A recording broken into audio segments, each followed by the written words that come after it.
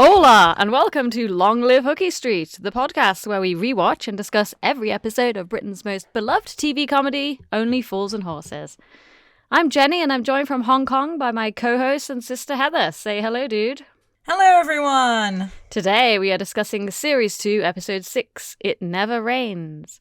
So grab a large drambuie with lime, topped up with soda, lots of ice, slice of lemon, with a little cherry on top, and let's get started. Half a lager, please. This episode aired on the BBC at 8:30 p.m. on Thursday, November 25th, 1982. Viewing figures were up to 9.5 million this week, which is almost the highest of the season. Still a tiny bit lower than Ashes to Ashes, one of Jenny's favourites, which was currently still the highest in Only Fools and Horses history at that point. So the number one movie at the UK box office this week was The Best Little Whorehouse in Texas, starring Burt Reynolds and Dolly Parton. I've actually never seen that movie, but I've heard of it a lot of times. I Don't Want to Dance by Eddie Grant was still the UK number one song. I'll spare you singing it this week. Okay. So it's our very first holiday with the Trotters. John Sullivan had a goal of doing a holiday episode before the end of Series 2, but the BBC's budget did not stretch to Spain. This episode was filmed on the Dorset coast, which means it was easy to film location scenes for a touch of glass at the same time. The beach used in this episode was Studland Beach, which is just down the road from the hotel where all the cast and crew stayed. David Jason recalls receiving the script and thinking, great, somewhere hot. He said, we weren't famous enough then to warrant tickets abroad, so we had to make Bournemouth look like Spain. It was cold and windy, and we were lying on the beach pretending it was hot when it was bloody freezing, and people kept having to hammer down our goosebumps. So they used bright lighting to create the illusion of sunshine. Isn't that a great British tip?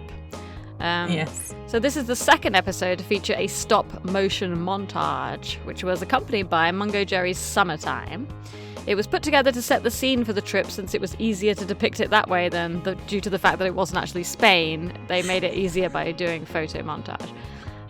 So Alex, the travel agent, who was played by actor Jim McManus, who's probably most well known for a 90s TV show called The Treacle People and a recurring role on The Bill. He did also play a barman in Harry Potter and the Order of the Phoenix, and there are a number of Only Fools and Horses cast members that went on to appear in Harry Potter. So here's one of our first ones. The first would be Roger Lloyd Pack. So a reference to Alex is made all the way in the future in Miami Twice feature-length episode. So nice continuity there, even though he does not appear in that episode. So that's all I have for now, but I've got a few more bits to incorporate into the episode breakdown as usual. Shall we move on to our rankings, dude? Yes, let's do that. So if you are new here, first of all, we would love it if you would subscribe to the podcast, because we actually haven't said that yet on any of our podcast episodes. And we do release a new episode every Saturday. I believe it's 8 p.m. Greenwich Mean Time. So if you're in the UK, 8 p.m. for you guys, different time in Hong Kong and America for Jenny. So each week we will reveal and compare our rankings for the episode. Prior to recording the entire podcast, we independently ranked all 64 episodes. So let's see what Jenny ranked this episode out of 64.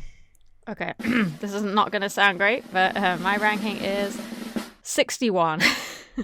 Oh, that is bad. Yeah, really low. Okay, bad, you want to tell us why? Well, bad, isn't it? Yeah, I mean, I don't actually think that all of this episode is terrible. As doing the breakdown, I found some bits that I really like, and I think it's a good enough episode on its own, but there's no way that I just never watched this episode when I was a kid. Yeah, I don't think I've ever watched this episode before in full until I did the episode breakdown. I've watched it, but I've never really listened and concentrated. I always drifted off after the 15-minute mark because it is all just in one scene. And I think when I was a kid, I just didn't want to listen to the story. Again, we've talked about this before, like the war stories not being interesting when we were kids. As an adult, I can appreciate it more, but I did rank them before I rewatched all of them.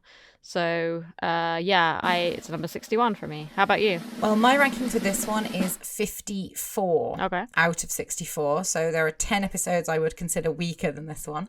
But I agree with you overall, of course. Anything in sort of the 50s is an episode that neither of us would, play if we had a choice of which one we were going to watch. I did watch this one, I think, a bit more than you did when we were younger, mainly because I really liked the beginning of the episode. I liked the scene. Well, we'll talk about it when we do the episode breakdown. But yeah, I really liked them up to sort of where the montage is, that bit after the montage when Del's trying to get with that French girl. Like all that bit I remember fondly, but I have the exact same opinion, I think, as you when it comes to the part where we go to the jail. But I think that this episode has a very strong resemblance to me to Carry On Abroad. But I'll talk a little bit more about that as we go on, because there's a scene in the jail in Carry On Abroad. They are on a beach in a parking lot, that's meant to be Spain in Carry On Abroad. And even the part where they're talking about the food in the hotel, that always reminds me of the scene in Carry On Abroad where they get the terrible food. Hot soups. It's good. Better get in quick before it evaporates. So, I mean, yeah. I think really, like, if we really think about it, you could argue that this episode just suffered because they didn't want to stretch the budget to take them to Spain. Because it seems like, I mean, again, we'll go into it when we do the breakdown, but it seems like they filled the whole, I mean, it's literally the last 15 minutes of the episode. So half of this episode is filmed in a jail cell. So there's no way they would have done that if they had gone to Spain. So it's clearly suffering from the fact that the budget was low. Although, I know we've already discussed this before as well, but people don't necessarily rate the ones where they do travel, like to Miami and stuff. So it's not always going to be a slam dunk, like either way. But I do think you can really feel the fact that this is not Spain, and that that storyline was written to reflect the fact that they didn't actually have anywhere cool to shoot. So, and they couldn't shoot the whole thing outdoors because it was freezing. Yeah, so absolutely. So what about the IMDb ranking for this one, dude? That IMDb ranking is 49. Okay, so a little bit higher than mine and your, well, a lot higher than yours, but a little bit higher than mine as well. It's not that low, IMDb. Yeah, I think that's always the case with IMDb. Sometimes we're going to be like, what? When we hear our own rankings. But yeah, I mean, as you said, it's not really it's not a science. It's because it's just random people, and it depends if they decide to rate that episode or not. Right, yeah. It's just weird because, like I said, I just don't remember it. I guess I ranked it because I didn't remember it as being super low. But after rewatching it, I don't disagree necessarily. It wouldn't be one I would choose to put on. No. But yeah, it's definitely got some fun moments in it and some great lines. So yeah, let's get into the breakdown, and then we'll go over it all in detail. Okay, let's go into it.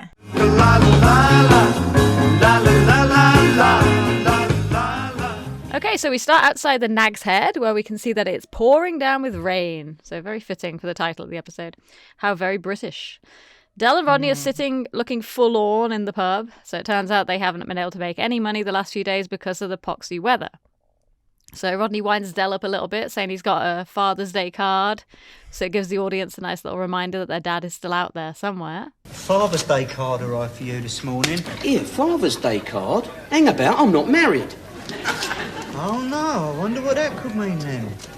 Well, I know what it could mean. It means... Oh, no, she told me, she definitely... I mean, it does also sort of let us know that there is a possibility that could be a future storyline, right? Because Del is actually worried. I mean, I am kind of surprised just now thinking that. Why didn't they ever do that? Because they could have. Well, they kind of did in Happy Returns. They teased it anyway that it could be Debbie's father. Yeah. But I mean, they never actually brought a child back, because they could have. No. Easily could have done that, yeah. Well, it would have added an extra cast member. That's probably why they didn't do it. Yeah. True. So Del sees Alex over by the bar, and he heads over. He starts up a conversation about business, and he does his typical Del sales tactics, where he talks Alex into doing an incredible deal. You put it round the manor, right, that the very next customer in your shop is going to get the biggest cut price holiday in the history of travel, only to the very next customer. Then he runs over to Rodney, and we see his game when he says, "Fancy holiday?" So Rodney says they can't afford a holiday, but Del confirms that they're going to take advantage of Alex's great offer. He convinces Rodney to get out and sell some of their gear. So then we cut to Rodney standing in the pouring rain saying, "Genuine Italian sonnets." So I guess Rodney is still doing some selling at this point. Any notes on that scene, dude? I mean, it's kind of relevant to the next scene as well, but I put... They could go anywhere in the world, and they chose Benidorm. That's what I wrote. But I think they kind of love Benidorm, don't they? Well, it's a very popular place for Brits to go on holiday. I mean, most Brits love Spain and it's considered like the dream holiday. I mean, we went to Spain when I was like 8 years old, went to Menorca. But I just think if I had the choice of anywhere in the world at like cut price, I would think I'd go somewhere that I couldn't go normally, you know? Yeah, there's definitely some sort of significance of Benidorm. I think it must just be somewhere that maybe John Sullivan associated with the Trotters because, yeah, there's several other references to it, isn't there? Like Rodney. Yeah, there are. Rodney says into Hollenbach at the end when they get the money, like he's like, should we go Benidorm? And then in Miami twice before they go to Miami, Del describes himself as Benidorm and Bogner. That's me. So yeah, that's right. I think there's several other times when they refer back. I think, yeah, maybe Benidorm was just associated with the Trotters in John Sullivan's mind. That makes sense. Yeah, that's pretty much all I had, I think. Okay. Yeah. So it cuts to Nelson Mandela House. So we just get one scene in the flat. Start the scene with Rodders soaking his feet and he's got a towel wrapped around his head. So we get the indication that he's been complaining a lot when Grandad says, Been raining, has it? and he's not getting a lot of sympathy from Grandad. So we get the classic back and forth bickering between Rodney and Grandad. So Del bursts in and announces that he has booked the holiday. So we get to find out where they're going. So this is where we find out Benidorm. Rodney and Del are both getting very excited and they almost don't notice that Grandad says, Yeah, Where do we go, Del? So it takes them a minute to clock that Grandad is excited to come with them. And he says, Yeah, well, the thing is, Grandad. I've always wanted to go to Benidorm. Where is it? so we get a tiny bit of foreshadowing here in Grandad's voice when he says, Spain. I've been to Spain before. so surprising he didn't know where Benidorm was, but I think that's just a little quip. It's funny. Yeah. So Del ushers Grandad away to make some Spanish omelets for them so they can celebrate. And then he could talk to Rodney in private. This is where they discuss maybe telling Grandad the truth, but they are torn. They feel very guilty. Rodney says, Well, we can't take him with us, Del. He'll cramp our style, won't he? so Del ends up managing to get Rodney to agree to tell him, and Rodney goes into the kitchen. So while he's in there, Del calls and arranges for Alex to put another bed in their room for Grandad. And I wrote here, very sweet, but I can't help wondering why he sent Rodney in to tell him the truth if he was planning to do that. But maybe it's because he wanted to spin himself as the saviour.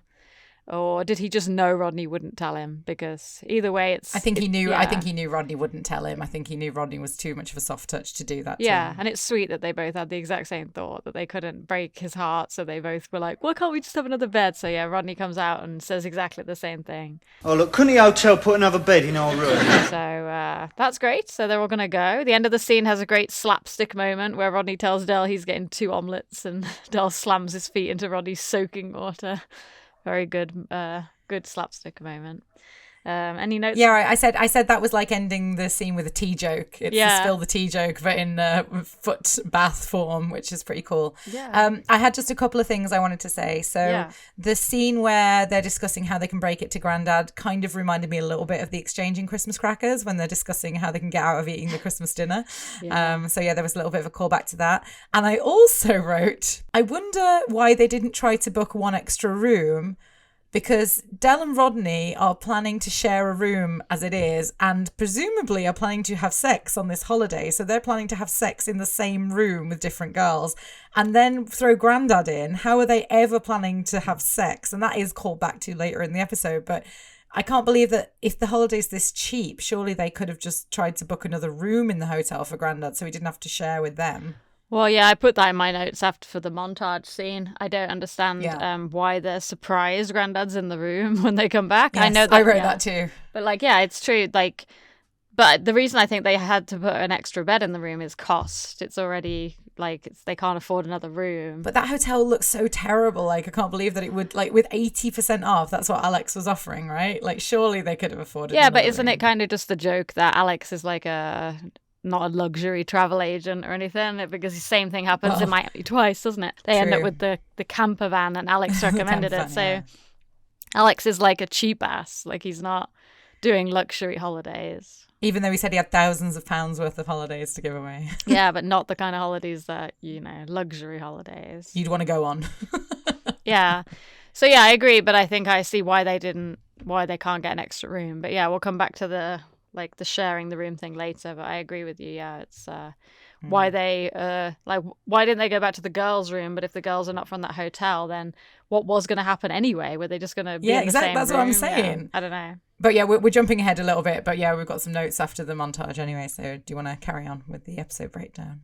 Okay, so this is where we get the stop motion montage that we discussed. So this was a series of very carefully staged photos, which was put in place to replace motion shots where it would have been much easier to see that they were not, in fact, in Spain.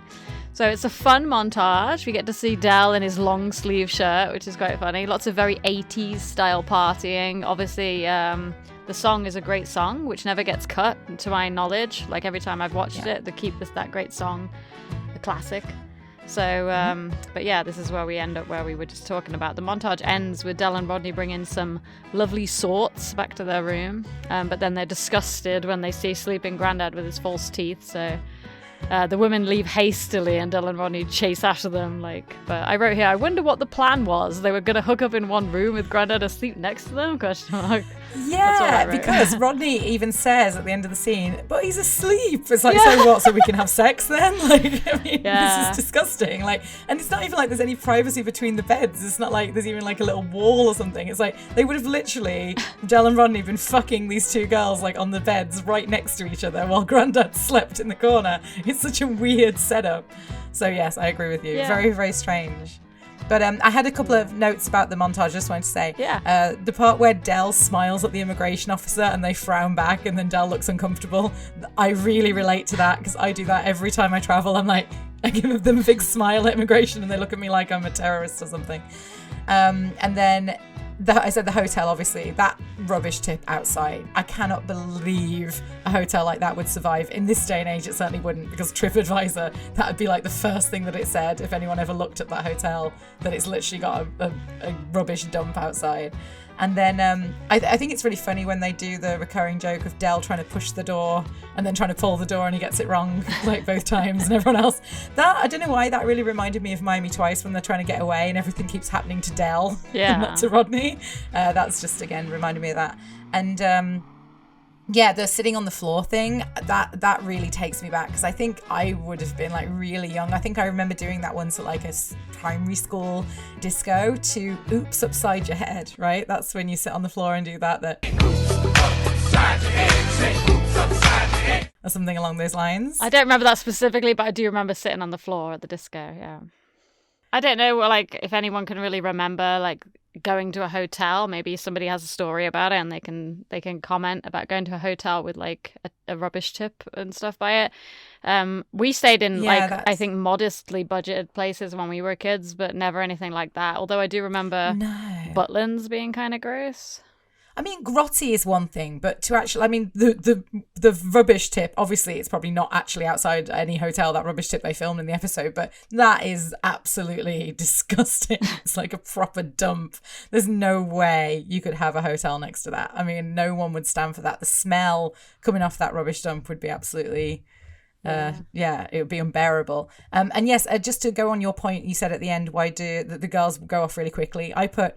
Why do people always just leave and not wait for an explanation or discuss other options? This happens in so many sitcoms and TV shows. The moment something happens or goes wrong, they just leave and angry. In real life, you'd be like, oh, what's going on here? And they'd be like, oh, yeah, sorry, our Grandad, we forgot. Do you want to go somewhere else? This is literally what the conversation would probably be. But yeah, if these girls were willing to come back to the room with both of them, knowing they were sharing a room, and have sex with both of them in the room, surely they would have been willing to discuss the potential of going somewhere else rather than just leaving. I don't know about that as well. I always say this to my husband when we're watching TV, when people try to leave and then people try to chase after them, but they always stop. There's some sort of force field. They're like, wait, and then they stay at the door and they're like, come back. And it's like, why don't you just chase them? If you really want to... That's such a TV thing, isn't it? No, don't go. Such a TV thing. Instant outrage is such a TV thing. In real life, people don't usually fly off the handle like that. Well, yeah. Not to my knowledge, but Is that everything you have? Should we cut to the beach? Yeah, that's everything. So next scene is actually at the beach. So like we talked about, this was a beach in Dorset and it was cold. So they're trying to make it look like Spain. I don't think I ever thought it didn't look like Spain as a kid, but then I hadn't been to Spain when I first saw the episode. I mean, I still haven't really been to Spain. I've only been to the Balearic Islands, but having been there, I could say this does not look like the Balearic Islands. Well, I'll be able to tell you in a couple of weeks because I'm going to Marbella for my friend's wedding. So I'll be able to, in like about a month, I'm going to be there. So I'll know more, but this episode will already be out by then. So. You'll be in Spain. Okay, so this is the first time we ever see Del's hilarious leopard skin swimming trunks, right? Which, again, he whips them out in Miami twice. So quite a few little Miami. Yeah, this is the only 2 times we see them, I think. This and Miami twice. He doesn't bring them on the Unlucky Winner Is. Not that I remember. I don't think there's any scenes of him wearing them if he does, because he doesn't have any scenes like lying out in the sun in the Unlucky Winner Is. Right. Rodney brings over some lagers and they're lounging on the sun loungers. It seems like they're enjoying themselves, having a good time. But we look out to the ocean and we see Grandad is standing ankle deep in the ocean. They throw a ball at him, which knocks his hat off, and he's not amused. He comes over to grumble a little bit, and he has a great line here where he says, "I don't want nothing to drink. Going back to the hotel and have a fiesta." So he leaves and Del and Ronnie seem concerned. They mention that he seems edgy and nervous on the plane. So we as an audience are getting a little, hint that something's not right with Grandad.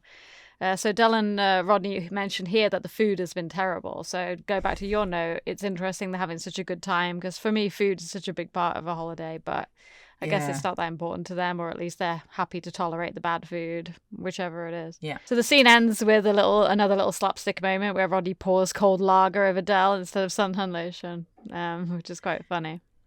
Any notes on the beach? Yeah, I was going to say, can I just ruin that joke? That joke is not logical because, first of all, suntan lotion has a cap on the bottle that you would need to open. Also, you could not pour suntan lotion like that. You'd have to squeeze the bottle. You'd have to put a bit of effort in. It wouldn't just pour out like that. And finally, wouldn't Rodney have felt that the beer was cold?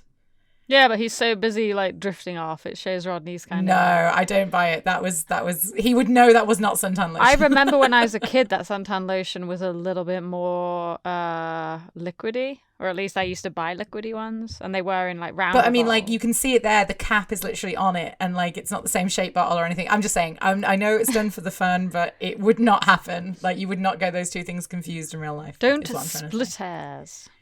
I am splitting hairs. Oh yeah, there is the line that I really like actually earlier in that scene was when they throw the ball at Grandad and he says, "You want to act your age a bit more. That could have blinded me." Oh yeah, one more thing. I totally feel Del here on the beach when the kid keeps throwing the ball at him. I hate kids on the beach. Like when I'm trying to relax and like sand keeps flying towards me, and even worse, like a ball hits me or something multiple times, I would lose my shit. I'm not kid friendly in that sense. So I just want to relax and be left alone, and kids tend to run around and make a mess. So if I'm on the beach, no kids. Sure. I sound like an ogre now, don't I? Yes. No, it's fine. I think it's because of my job. I'm surrounded by kids all the time in my job. So the last thing I want when I'm having a day off is to have loads of kids running around. It's probably just showing again like the budget holiday style. I mean, I don't think you can really escape kids unless you pay for an adults only resort. So it's pretty typical to have kids all over the beach, isn't it? So okay, we'll move on then. So now we cut to the poolside scene. So this is our last daylight scene outside the cell. So Del arrives with Rodney. Rodney goes off to get Del a clean shirt. Rodney's feeling very guilty for pouring the beer all over Del. So Del's just wearing his jacket now, the blue jacket. So Del sees a woman at the bar that he thinks he likes the look of, so he puts on his jacket, heads over. Now we get some of the classic misuse of French here from Del. I think, is this the first time and maybe the only time we ever hear Del speaking French to an actual French speaker? Yeah, I think it might be the only time. Yeah, and he doesn't seem to be concerned that it's all wrong, like, so... Well, so yeah, there's a laugh on the laugh track. Obviously, there's a lot of laughter when he says stuff. I have no idea what he's getting wrong and what he's getting right here. Do you? Well, yeah. So he says Défense de fumer. No smoking in French. Right. That's the first thing he said, and then I did Google Translate on some of the other lines, and it looks like he basically just says, "Do you have any hats?" Is what it sounds like. He seems like he said. Ah oui, je t'aime, je t'adore. Sur les ponts d'Avignon. The last bit I think I recognise because I had to play a French girl in a show a few years ago where I had to sing the song that "Joue le pont d'Avignon." That bit when he says "Joue le pont d'Avignon." It's the first 2 lines of that song I had to sing. So I guess that's... What does that mean? Yeah. It's like... I don't know. I didn't know then when I was in the show either. But it's like saying "faire Jacques" to somebody. Well, she's speaking back to him, so like it kind of makes you think that he must be saying something that makes sense, but he's still speaking some French. Like John Sullivan Yeah. said that he got most of Del's French phrases from like things he saw around. That's why he introduced bonnet de douche, because he saw it in a hotel, like, and he was like, "Oh, Del would say that all the time, like shower cap." Yeah. But yeah, anyway, she seems to be humoring him, but she does say to the guy, she goes over and speaks to the other guy, and she says, I would love to. I think I got stuck with that little French fella over there. so like, I don't know, that's a mentality, like, oh, started talking to him, so that's it, now you're stuck with him, like, it's old-fashioned. I mean, yeah, kind of I must idea. admit, like, yeah, I was going to say, I must admit, I have felt a bit, not that I'm stuck with someone, but I have felt a bit like, oh, how do I get out of this person? Yeah, like, me talking too. to me, so. But she uses this big guy to kind of get away from Del, and Del feels a bit pissed off, but then he gets his own back by putting out his cigar on the guy's inflatable chair, so get another little bit of more slapstick. But that guy really does like overdo the falling off the chair thing. Of course. Yeah, I actually wrote down for that guy, I put, the British guy is the most stereotypical British tourist I've ever seen. That's what I wrote. Like his accent, the way he's dressed, he's sitting in that chair. Like it's such a, what you would imagine, like you'd be like, can you point out the Brit around this pool? Oh, it's him. Yeah. Like that's what I would think, you know. And of course he says, Thank you, waiter. it's quite funny to see how Del reacts when he's confronted with someone who he is physically not going to be able to beat up. Right. And that's like, and then he resorts to something quite petty, but it's also very funny for us. Yeah, it's very funny. Yeah. So, any other notes on that? Because we're going to cut to the jail in a second. I just said I don't understand why the guy didn't go after Del Yeah. after he burst his bed thing, and then I also said I wonder how Rodney found out that Grandad had been arrested. Yeah, because he runs just- in at the end of the scene. Like, how did he know? Yeah, he just Who told suddenly him? runs in and yells that Del needs to come quick, and it turns out Grandad's been arrested. Yeah, I don't know how he would know. Maybe they knew at the hotel. I don't know. That's what I mean. Later on, it doesn't sound like that the hotel would have been informed because they said they were running all over the place trying to find out which jail he'd gone to. Right. So I'm a bit like, how did Rodney know? Unless he Yeah. saw Grandad being It's arrested at true. the time. I don't know. I mean, maybe because he said he was crossing the street in front of the hotel, and he got pulled up by the cops. So maybe Rodney was going back to the hotel, and he just saw Grandad getting pulled into the police car. That might be the only explanation. Because probably the hotel would be like, oh, by the way, your Grandad's been arrested, but we don't know which jail he's in. I decided to put an interlude story in here because it almost is like a 2-part episode. Because this Yes. is a story that some people might know already, but some people might not. It's like a side story for the filming of the episode. And there's a few references to it in a few documentaries and some of the books. But did you know that during the filming of this episode, it was Nick Lyndhurst's 21st birthday? I did not. Okay, so you don't know about it. Great. So I can tell you the story. No. So the location filming for this episode started one day before Nick Lyndhurst turned 21. So April 19th, 1982. So the rest of the cast and crew had agreed to do a wind-up and pretend they'd all forgotten or didn't know his birthday. So the whole day passed and nobody mentioned anything about it. Aww. So David Jason was part of the setup for the reveal. So Nick Lyndhurst took a shower, came downstairs to an empty bar on his 21st birthday, wondering where everyone was, and all he found was David Jason. So Jason said everyone's gone off into Bournemouth for a drink, and he was going too. So Lyndhurst figured he'd just be spending his 21st all alone in the bar at the hotel. So David Jason suggested they play a prank on Leonard Pierce. He suggested that they screw his shoes to the ground. What? I think they did actually agree to do it. So they went down to the hotel gym where all the costumes were being stored. And it was pitch black, and Jason said he was going to go and find the light switch. And then when he flicked it on, the whole crew, about 70 people, were all there. And they had an incredible and memorable party for Nicholas Lyndhurst. Oh, that's a lovely story. And they were all very hungover the next day. Well, that would have suited the episode anyway. It's all good. I have not got a hangover. I am fine. There was a cake, but John Sullivan sat on it. It's hilarious. That's how drunk they got. But there's also one other little fun note about this party is that somebody gave Nicholas Lyndhurst a gag gift of a large inflatable doll. Oh, yeah. Is that the inspiration for Danger UXC? Apparently then? so. Or at least it's believed to be. Wow. At least it put the idea in his head. So. Oh, thank God someone gave him that gift. Yeah, right?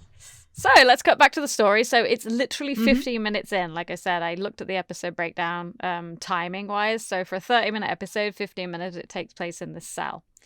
So yeah, again, sign of the lack of budget for this episode. So it cuts to Grandad, and he's sitting inside the Spanish prison cell. The guard opens the door, and Del and Rodney come on in. So there's a lot of dialogue to get through here. It's almost another stage play-like scene. So I'm going to try and break it down as coherently as possible for the summary. So the dialogue starts out with Del and Rodney frantically trying to find out why Grandad was arrested. And he tells them he doesn't know. I was just crossing the road to the hotel when this police car screeched up to me, nearly running me over. So they both question Grandad, and Del says a few things here that I was unsure of the meaning of. He said... Did you goose the maid? That means, did he pinch her bum, I think? Because to goose someone means grabbing their bum, doesn't it? No.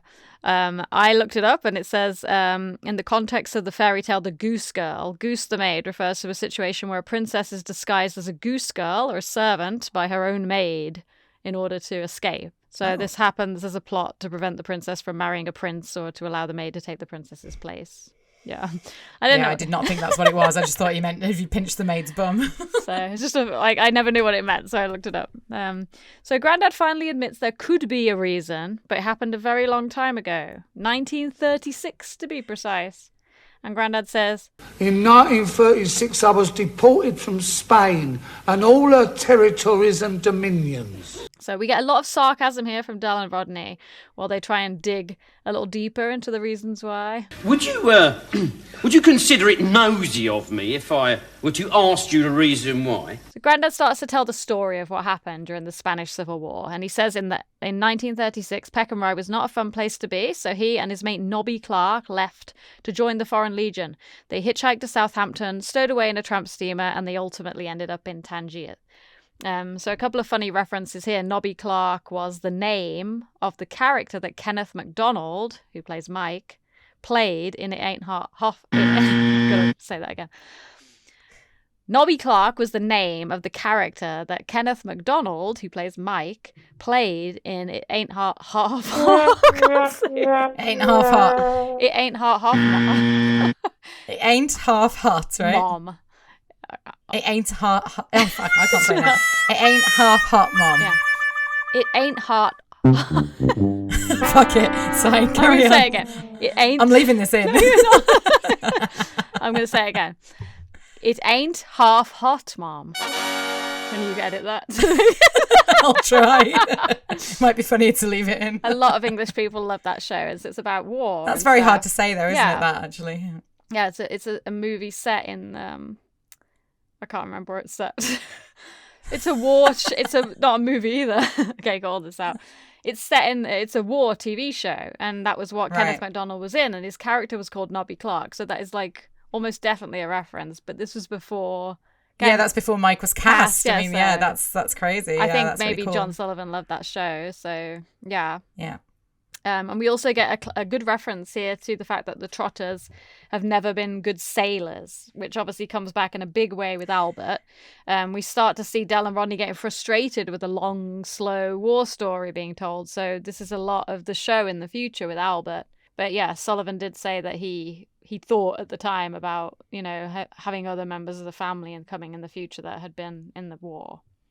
Yeah, So Grandad continues the story, and he has a few great lines here. They was the biggest band of cutthroats and villains and murderers you could ever hope to see. They was the scum of the earth. So you didn't join? We tried, but they wouldn't have us. He then says that they were in a very bad situation, but they bumped into an Arab and asked them to take some cargo to Spain, which it turns out was guns. And this is where we get another great line from Grandad, where Rodney says, You mean you were gun running in the middle of a civil war? Well, that's the best time to do it, Robin. And another line that I love here was where he says, Oh, we didn't do it purely for financial gain. Oh, no, we both felt a deep commitment to a political cause. Which side were you selling to? Well, whichever side had the most money. He also says something about Khaled and Bowser. But he didn't even have his Khaled and Bowser to suck, did he? Which I didn't know what that was. I had no idea what that was as well. It was a British confectionery company founded in 1779 by Richard Khaled and John Bowser. They were known for their English toffees, particularly their licorice toffees. The company is now defunct, but their licorice toffees are fondly remembered and inspired a few modern products. So I'm sure anybody from that age would know had never heard of Kaladin Bowser. So here it takes a bit of a dark turn. Grandad says that they did the trade about 7 times before they were caught and put in prison. And he says that Nobby was tortured, which is pretty horrible. But then he says he never gave up any information. Then it was my turn. They tortured you? No. But they would have done if I hadn't told them everything I knew. I mean, I gotta say, that is one thing I absolutely love about Only Fools and Horses. They always they can take something so serious and so dark and make it hilarious with a one-liner. I think, John Sullivan's writing for that is absolutely fantastic. Yeah. And obviously in a scene like this, I know we've talked about it being slower and it's all in a cell, which is a shame. The writing has a great chance to shine in a scene like this. It's all just performed sitting down in a cell by these 3 guys, and it's very good. So yeah, but again, you can see the strength of the more stage play like setting. The writing is obviously the strength. So Del and Rodney are quite shocked by all of this, and Grandad was deported and he went back to Peckham. Del says, Grandad, why the hell didn't you tell us all this before we left home? Well, I was going to tell you, but I thought it might spoil the holiday. So Del's very panicked and he thinks he needs to figure out a way to get Grandad out of there. He's pretty sure that Grandad's on their 10 most wanted list. Rodney thinks they'll just deport him again, and Del says, makes a reference here to say they just had the World Cup there. They've just held the World Cup here, haven't they? They've got half of Manchester and Glasgow to get rid of first. So that's actually obviously relevant. I looked this up because obviously I wasn't alive at the time, but it says here that during the 1982 World Cup in Spain, there were arrests of fans, particularly at the England-France game. In Bilbao, UPI reported that 32 fans were among the 40 arrested for disturbing the peace and fighting. A total of 111 UK citizens were arrested in Spain between June 13th and July 6th. Most were released shortly afterwards. But yeah, I mean, again, unfortunately, one of the reputations that Brits still have to this day is football hooliganism. Yeah. When we go abroad, it's just drinking and football hooliganism. It's almost like the 2 things we're known for when we go to foreign countries, unfortunately. Yeah, exactly. I mean, it has a terrible reputation, like sports hooliganism in general, but the Brits, I would say, are probably the world renowned. Yeah, binge drinking's the other one, unfortunately. But again, it's not like it's not well earned for both of them. No, definitely not. But yeah, then so the guard comes back in and Del calls him, Hello, Juan. Just the Juan I wanted to see. This reminded me of the Mr. Chin joke, I thought, because it's the same as like making fun of like a foreign name. I mean, his name probably isn't Juan though, is it? Isn't that him just saying the Spanish version of John? Yeah. Yeah. Because he does that in The Unlucky Winner Is, doesn't he? He clicks his fingers and says John, and then he goes, sorry, Juan. Yeah. right, yeah. So evidently he's going to try and bribe the guard to release Grandad. He gives him a wad of pesetas. Nice little throwback there. Yeah. Tries to sweet talk him. He says the money is for the charity of his choice. Charity of my choice? But Rodney protests because he's worried about this whole thing, but Del continues. So the guard says, You can go. So it turns out the guard already has his release papers. That sounded kind of French, actually. So it's very difficult to do accents accurately, don't worry. So Grandad questions why he's being released so soon, and the guard says that he was only a minor offence. So, yeah, this is the punchline of the scenes. Well, it appears that you walked across the road, grandfather. You were done for jaywalking, you stupid old Burke! So yeah, my episode breakdown ends very abruptly here, just like the episode. The guard leaves. We're very pleased. He's pleased with himself. He's got his money for the charity of his choice. We get the final line of the episode, which is just... Well, I suppose we better stop off at the drugstore and get something for Grandad's cuts and bruises. I ain't got no cuts and bruises. It's early yet. It's very anticlimactic and not really a punchy end. So, yeah. No, I completely agree with you. Yeah, just a couple of things about that last scene. So I had another thought about a Carry On film when they talk about the French Foreign Legion, Carry On Follow That Camel, because he describes, her mentioning the camels and the forts and all this sort of stuff. I was like, another Carry On film's come to mind now as well.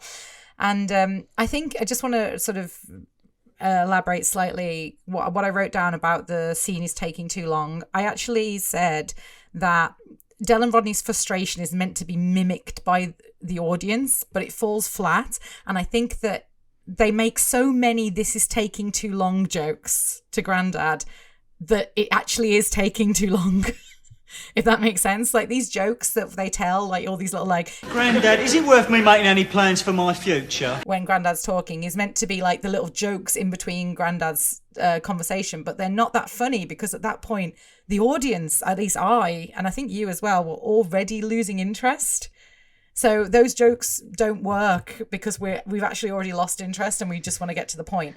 I think it's fine after Grandad starts telling them about the gun running. I think that's when the story picks up and it gets more interesting because that's when we've got these great lines that you mentioned earlier. But I think, that the setup is just too long. I'd be curious to see how long it takes before he mentions the gun running because it's got to be at least 5 minutes. And that is a long 5 minutes, which is, again, in my opinion, not very funny jokes, sort of one-liners from Del and Rodney about Grandad taking too long to get to the point. Yeah. So I think that's why it's a bit slow, if I had to guess. Yeah, I mean, I think it seems drawn out. And again, like there's definitely references to the fact that at this point, because we're still only in the middle of series 2 here, and John Sullivan wanted longer than 30-minute slots, he struggled with the 30-minute episode. Like, and you can see that in many cases as pacing issues in lots of the episodes that are 30 minutes long. Either it's too drawn out or it seems too rushed. Like, we're not sure if his ideas could flesh out fully with the 30 minutes. And this one suffers from that probably, and the lack of budget. Let's say he'd been given an actual budget. He went to Spain. He was given a 50-minute episode. It probably would have been amazing. So the BBC. Yeah, that's true. We're blaming the BBC here. John Sullivan. Fuck you, BBC. Yes, you and your tight budget. Come on, let them go to Spain. Spain's pretty cheap. Yeah, could have got a bargain from Alex. 80% off from Alex. Yeah, come on. I think that it would have been so much better because he wouldn't have had to like put this entire scene into the cell.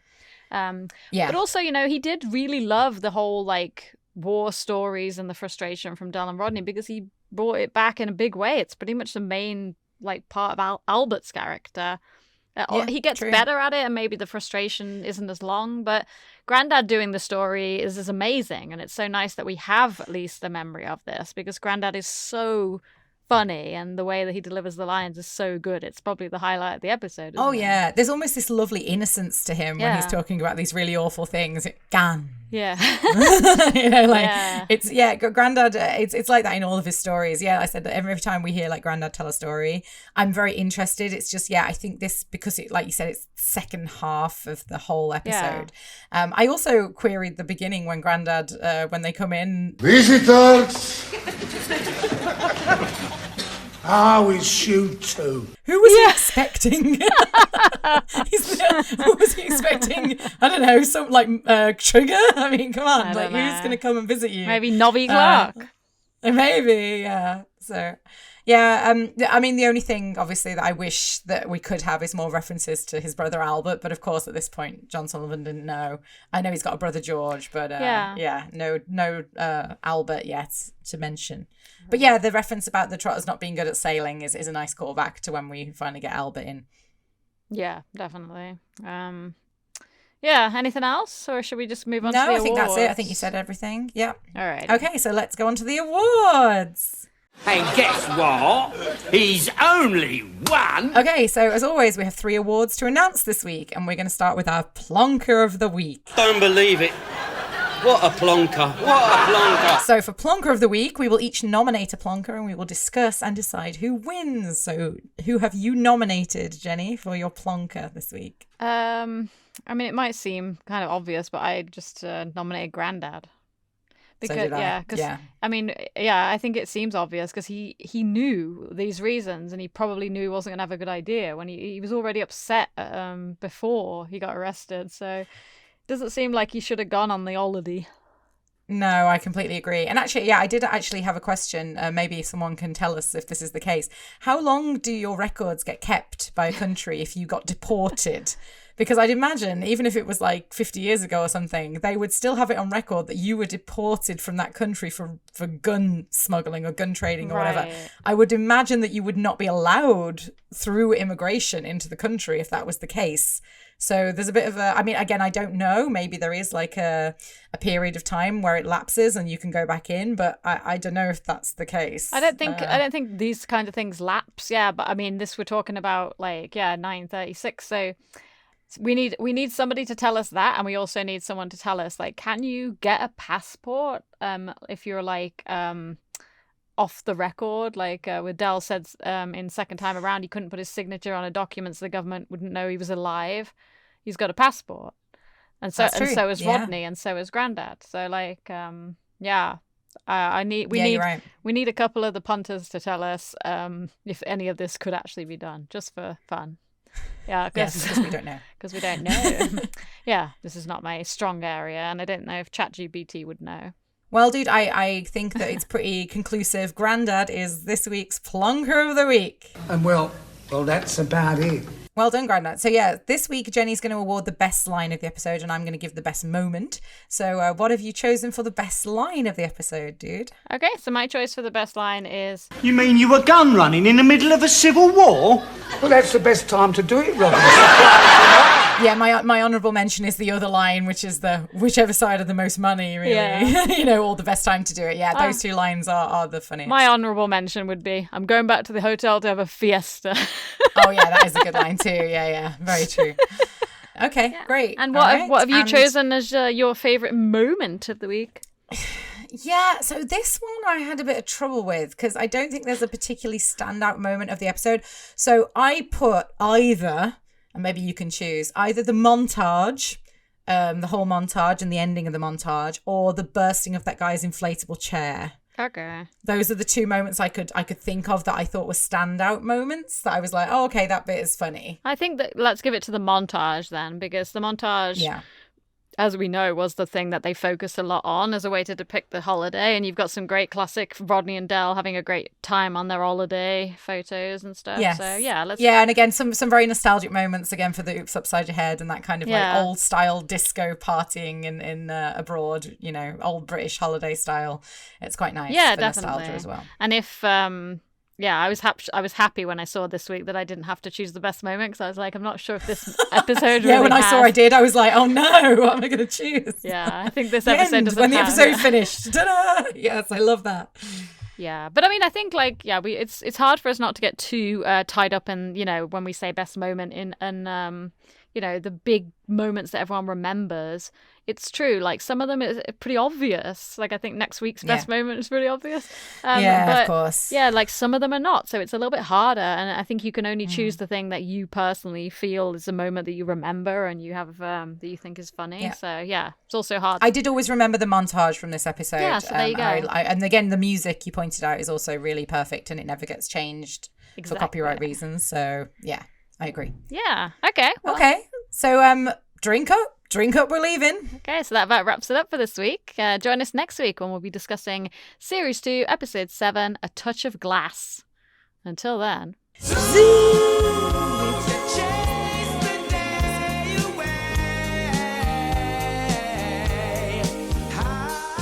Au revoir, listeners. If you like what you hear and want to contact us, you can email us at longlivehooky street podcast@gmail.com. All one word, no spaces. Bonjour.